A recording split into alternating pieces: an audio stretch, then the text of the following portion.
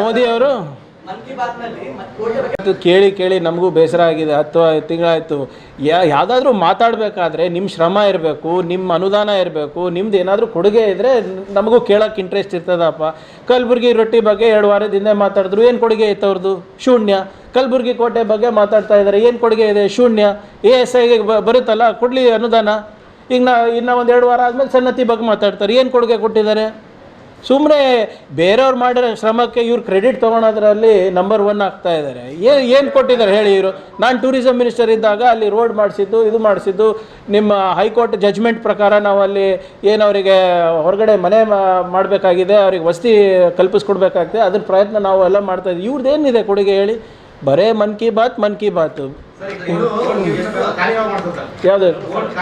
ಅದು ವಸತಿ ಇಲಾಖೆಯಿಂದ ನಮಗೆ ಎಲ್ಲೆಲ್ಲಿ ಅವೈಲಬಿಲಿಟಿ ಇದೆ ಅಂತ ಮೊನ್ನೆ ಬಂದಿದೆ. ಸೊ ಇವಾಗ ಇದಾದಮೇಲೆ ಅದರದ್ದೇ ಮೀಟಿಂಗ್ ಇರೋದು.